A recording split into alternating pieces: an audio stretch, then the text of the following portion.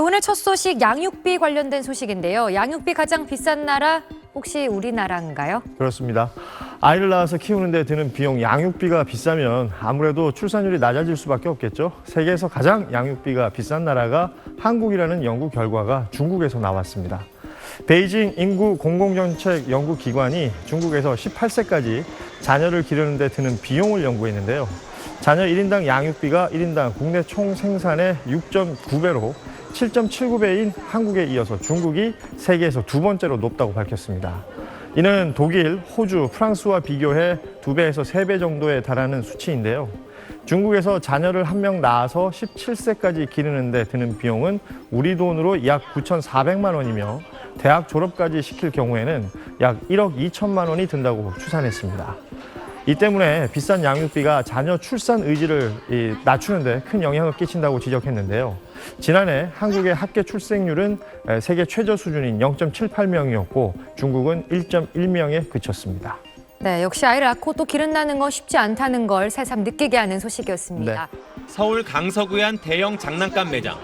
아이들이 좋아하는 유명 캐릭터 장난감은 가격이 5만 원을 훌쩍 넘습니다. 진짜 원하는 거 가격이 다 비싸고 또 그렇지 않고 대충 사줄래니까 마음에 안 들어 할 것 같고 그렇다고 책을 사주면 엄마는 좋아하지만 애는 안 볼 거고. 어버이날 선물도 함께 준비한다면 지갑을 더 열어야 합니다. 최근 성인 1,000명을 대상으로 실시한 설문조사에서 어버이날 선물 또는 용돈의 예산은 평균 33만 6천 원으로 조사됐습니다. 어린이날 선물의 평균 예산 12만 4,800원을 합치면 거의 50만 원에 육박합니다. 외식 한번 하려 해도 만만치 않습니다. 지난달 삼겹살, 냉면 등 대표 외식 품목 8가지의 평균 가격은 서울을 기준으로 1년 전보다 최대 16.3% 올랐습니다. 국내 특급 호텔들은 이달 들어 점심 뷔페 가격을 1, 2만 원 더 올렸습니다. 어쩔 수 없으니 나와서 먹긴 하는데 옛날보다는 좀 즐거운 마음으로 나오는 것보다는 좀 자금 계획을 세워서 나오는 편입니다. 성수기를 앞둔 놀이공원들은 일찌감치 입장료를 올렸습니다. 에버랜드 하루 이용권은 지난 3월 4천 원씩 올라서 4인 가족이 방문하면 정가 기준으로 20만 원이 넘습니다. 고물가로 서민들에겐 반가운 가정의 달이 돈 나갈 곳 많은 걱정의 달이기도 합니다. SBS 김수영. 요즘 물가 오르고 이자도 늘고 월급은 그대로인 빠듯한 상황이죠. 이럴 때일수록 가계를 책임지는 가장의 어깨도 더 무거울 텐데요. 그래서 이제 투잡을 찾는 40대 이상 중장년층이 크게 늘고 있습니다. 중고 가구점을 운영하는 40대 남성입니다.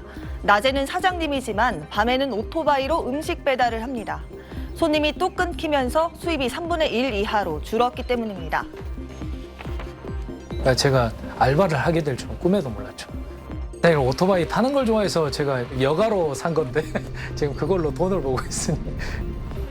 자신만 바라보는 자식들 생각에 밤 11시까지 쉴 틈이 없다고 합니다. 이게 지난 2020년 코로나19가 한창 확산하던 때 이야기입니다. 당시 이렇게 부업까지 해야 하는 가장들이 크게 늘었는데 거리두기가 끝난 최근엔 더 많아진 걸로 조사됐습니다. 한 아르바이트 구인 구직 사이트가 조사한 결과 최근 1년간 40대 이상 중장년 구직자의 아르바이트 지원량은 전년 대비 2배 넘게 급증한 것으로 나타났습니다. 신규 이력서 등록 역시 61% 증가했습니다. 부업을 찾는 이유로 금리, 물가 인상 등으로 지출이 대폭 늘었기 때문이란 답변이 절반 이상이었습니다. 청년 구직자들이 높은 임금을 가장 중요하게 본 것과 다르게 중장년 알바 구직자들은 본업과 겹치지 않는 근무 시간을 가장 중요하게 봤습니다. 나이를 떠나서도 투잡, N잡을 하는 추세는 점점 일반화되고 있습니다. 이 통계청에 따르면 지난해 부업을 한 적이 있는 사람은 54만 6천 명에 달합니다. 역대 최대 수준입니다. 코로나19가 한창이던 지난 2020년엔 44만 7천 명이었는데 10만 명 늘어난 겁니다. 최근 물가가 크게 오르면서 올 1, 2월 근로자 실질 임금이 지난해 대비 2.7% 감소한 것으로 조사됐습니다. 돈 안 쓰고 가만히 있어도 지갑이 얇아지고 있는 겁니다. 여기에다 곧 전기, 가스 요금 등 공공요금 인상이 예고돼 있어서 이 투잡 구하기 추세는 당분간 계속될 것 같습니다. 지금까지 뉴빌더 전연남이었습니다. 내일부터 전기요금이 킬로와트 시당 8원 오릅니다. 4인 가구가 한 달 동안 전기를 332킬로와트씩 사용했다고 할 때 전기요금 약 3,000원이 증가하는 수준입니다. 가스요금도 내일부터 1메가줄당 1.04원 인상됩니다. 에너지 공기업들의 재무 상황이 날로 악화하는 가운데 앞서 한국전력과 가스공사의 자구안이 나왔지만 요금 인상을 더 미룰 수 없다는 게 정부의 설명입니다. 한전과 가스공사의 자구 노력만으로는 위기를 타개하기 어렵습니다.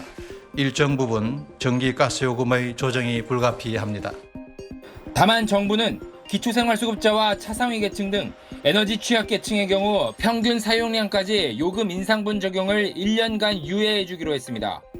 사회배려 계층에 대해선 월 8,000원에서 2만 원까지 전기요금을 할인합니다.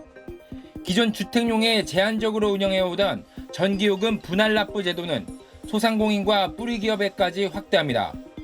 냉방 수요가 본격적으로 증가하는 7월부터는 일반 소비자 가구에 대해서도 에너지 캐시백 제도를 대폭 확대해 적용하기로 했습니다. 같은 지역에서 다른 가구들보다 전기 사용량을 높은 비율로 줄인 가구는 절감한 전기 사용량에 대해 킬로와트 시당 30원을 인센티브로 지급받을 수 있습니다. SBS 김관진입니다.